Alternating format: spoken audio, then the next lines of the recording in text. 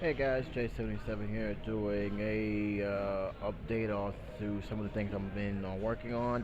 I have been extremely busy with a lot of things, basically my writing.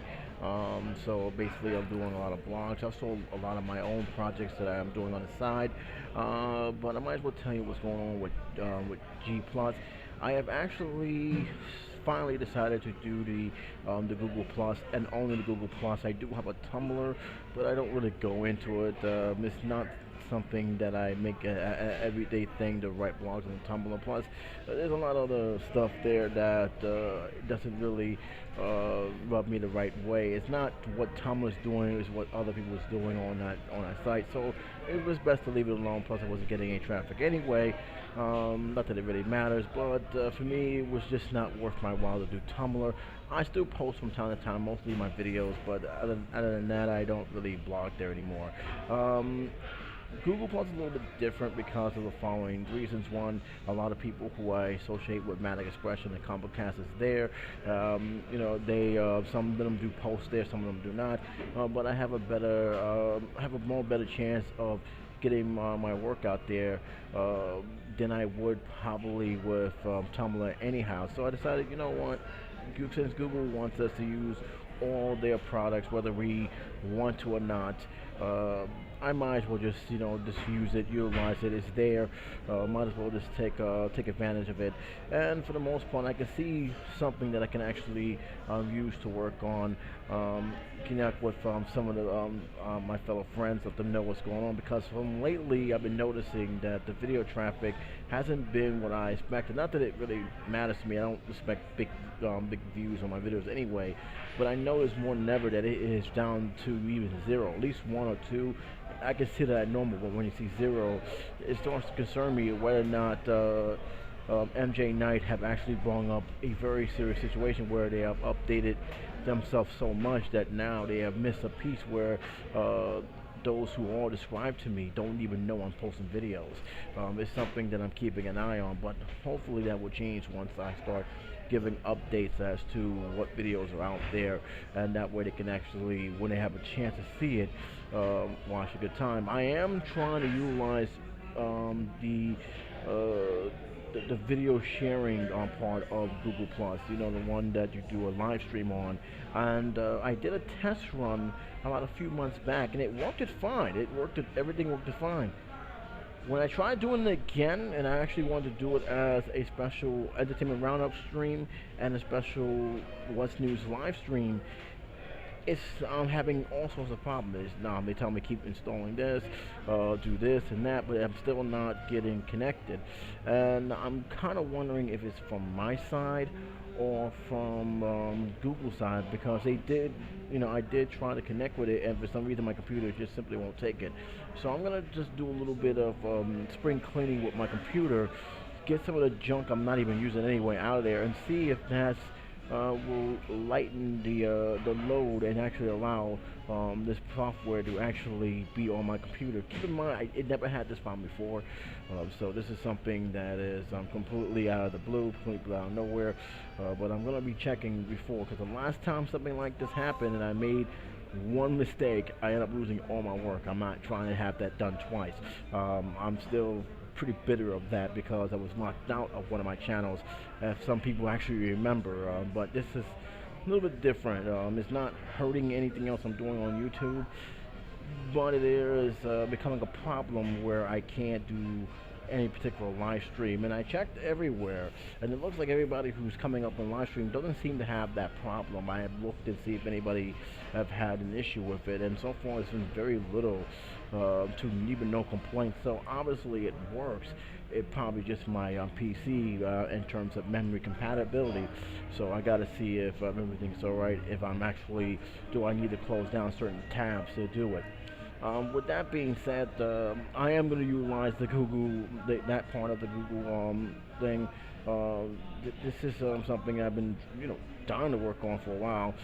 Since I figured out how to work it, it's just me actually getting it to work properly where it won't cause any problems. So that's the whole thing, and then that's the whole thing I'm just hoping to work on. I'm also working on a personal website, which May take a while. I will have a link to it eventually, but it's not in the best of interest to link it right now due to the fact is that one, I am not a designer of websites, so it's basically going to be a personal site, but it's definitely going to take some time for me to actually get it to where I want it. And two, it's one of those sites where technically I'm not too happy about it with those personal templates because there's only so much you can do with those personal templates. But then again, it's a Google website. It's free, and for what I want to do right now, it's not something extremely major. When I start getting my projects on, I'm going to be looking for a more major site, pay for it out of my own pocket. But for now, what I'm doing right here, it works fine the way it is.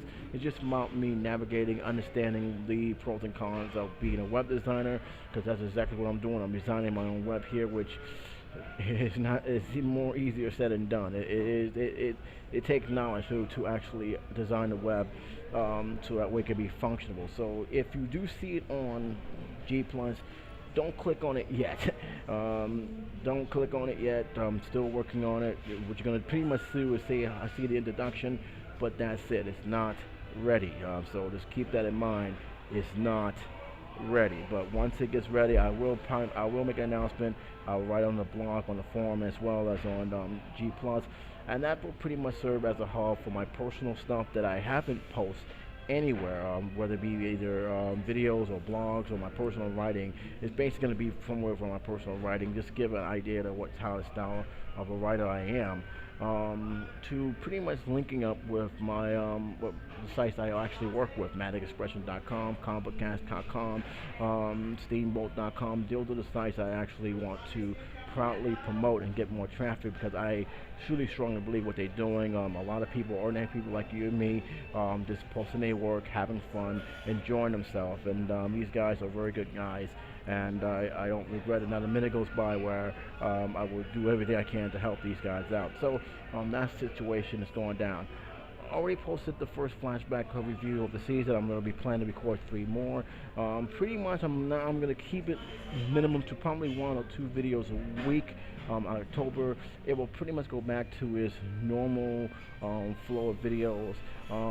Until at least about where we're getting like 2 weeks towards Christmas, where I'll start posting multiple Christmas videos, especially those who has a multiple story to it. If you guys remember the Disney's Mickey's Once Upon a Christmas, I actually broke that up into a 3-part review because there were 3 separate stories being told, so you didn't need to actually do a whole review where you can break it up into 3 parts, and it actually worked it well. As for Twice Upon a Christmas, I don't know I'm going to review that, and the reason is I haven't seen it. If it will be reviewed, it will be reviewed as a fresh review, not a flashback review. A flashback review is something I've already seen, and years go by where I'm actually looking at it again, or I actually have strong memory to talk about it again, where I can actually tell you about it and give my honest opinion. An actual review, even though it's on DVD, it has been years, it's still considered a fresh review because for me, this is the first time I'm seeing it. And it's a big difference of somebody seeing it for the first time versus someone who saw it years ago and now reliving that film again. So that's one of the thing is. So if I am going to do Twice Upon a Christmas, which I was actually surprised it was actually a sequel to it, it will be pretty much as a general review, but probably breaking up into 3 parts or 4 parts, or depending on how long the movie is. Also, if you guys feel there's something that I should take a look at, let me know. I'm curious as to how it is, because what I understand, the animation is not the same. Keep in mind, this is what I'm hearing from a lot of people. The animation is simply not the same, but they didn't tell me it was good or bad. But those who have seen it, give me a little heads up on what I should be expecting without spoiling anything of this movie. Other projects in hand, as you all know, Entertainment Roundup, that's going to come back, but it's going to come back pretty much 2 specials of the Academy Awards as well as the Golden Globe Awards, and then I'm going to go right back on it. It's going to be a major change, though. I'm only going to keep stories into 3, no more than 4, and one of them is going to have something to do with the genre of the entertainment that is under. Like say, I have probably 1 story on sports, 1 story on the movies, 1 story on music. pretty much keeping it like that, so it can be shorter, more quickly, and it's only going to be only major stories that actually has affect the entertainment world in the last week or 2 weeks. Um, Read and review will be making this return. I'm actually going to do a review. I'm actually on the process of actually giving a written review first because it's actually a good book. Is it that I'm kind of surprised that I liked it as much as I did, but it is an interesting book and it's something that I'm kind of hoping because now, especially now since our pen name has been released, because you all know, she's written under a different pen name, so that should hint to where what book I'm actually going to be reviewing next. But it's amazing how good she is in terms of keeping me going. So I'm actually going to talk about that. I am going to finish the Metal Gear review this coming November. This has pretty much been planned. It's nothing out of whack. The music review will continue on November and pretty much go throughout January. Note that the video game music review is the shortest segment on this channel. I don't really go 20, 30 reviews a year. It's pretty much maxed to like 10 or 15 a year, and there's a legitimate reason because of the limitation of games that I played from that time period. But Metal Gear will be reviewed, will be completed. No, I'm not going to be reviewing Metal Gear 5 or any other Metal Gear games that came out either for PSP or for other game consoles. This will be pretty much the last review of Metal Gear, and I'm going to work on other reviews right after that. Okay, guys? Man, it's getting loud. But that's pretty much all I got to say about that. Read review will return. As for the audio talk, this is something I need to bring up. Audio talk has concluded. I am not doing another audio talk, at least the same way that I used to do it. There is a project on the works. I'm going to be doing that, but it's going to be for Matic Expression and Matic Expression only. The only time I will see an audio talk or the new rebooted audio talk will be through reruns, redistribution. But all the episodes I'm working on will pretty much be on a different channel. And as soon as that happens, I will leave a link to that channel. You guys can watch it, and hope you enjoy and watch the other contacts from that channel and that website. But as far as the original format concerned, yeah, it's gone. So that's pretty much it. I'm just keeping an eye on things on entertainment. Still doing my movie videos. I will say this, I'm actually going to bring this up again on my What's News, which I will be recording right after this. The tourist agencies, the companies that I work for, is taking a hit. They're taking a hit because, as you know, we have the shutdown of government, and needless to say, the museums and the Statue of Liberty and anything that is connected towards the Fed, whether they're getting funding from them or it's just a major federal building, is closed. And because of that, a lot of tourists who already booked their tickets for a lot of these events in hand are finding out when they get here that there is no events open. It puts a lot of us, as well as a lot of people who's working, who have booked these agents, on a lot of stress and pressure, because again, when you don't communicate with each other, or you don't have and you don't have a backup plan already set, this kind of stuff happens, and it has happened. A couple of people was wondering what they're going to do. They came all the way here just to see those sites, and the only thing we could possibly do, especially for us, is just go tell them to go to the office, explain the situation. They will refund your money. But that's beside the point. The point is that they came here for that perfect goal, to see the Statue of Liberty, to see these museums, to go on these boat rides, and they can't do that now because of the government shutdown. It's not our fault, not the company's fault. It's not even the agency's fault to a degree, because let's be honest, we didn't know what was going to happen if they had come down to the wire. And I think a lot of people working in these agents was actually hoping that this will not happen, this will fall through, and everything will go back to normal, just like that. It didn't go down that way. It didn't go down that way at all. And because of that, for the last 3 days, a lot of the ticket agents and tour administration has been dealing with a lot of angry tourists who are not seeing what they pay for, and basically feeling they're wasting their time. I feel they're paying. Trust me, it's not something that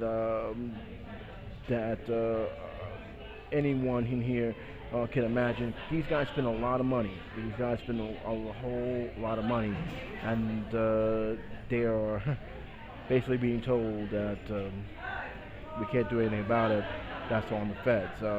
About almost two-thirds of our attractions are museums, the Statue of Liberty, and some boat rides. Everything else is pretty much small potatoes compared to that. The only thing I think that's not federally run is the Empire State and Rockefeller. No, it's definitely not, and the World Trade Center. But everything else, the museums, the Liberty, Ellis Island, those major attractions, they all pretty much have the federal ties, and because of that, they're not open. So all I gotta say is for those who are coming to New York, be aware of this is happening. This is not any tourist's fault, any booking fault. It's just that this happens, and unfortunately, until the government decides to grow up, and I say that with contention in my voice, grow up. We're going to be dealing with this probably for the next few days or even a few weeks. But be advised be advised of that, especially those overseas, to just keep yourself informed what's going on with the government. Keep yourself informed and let people and be aware that the places you may be seeing may not be open because they don't have the funding from the feds, or those are just federal workers agency, and they can't do anything about it. So that's all I got to say about that, guys. As always, leave your comments below. Let me know what you guys think about this. And as usual, this is Jason7 saying take care, be safe, and I'll talk to you soon.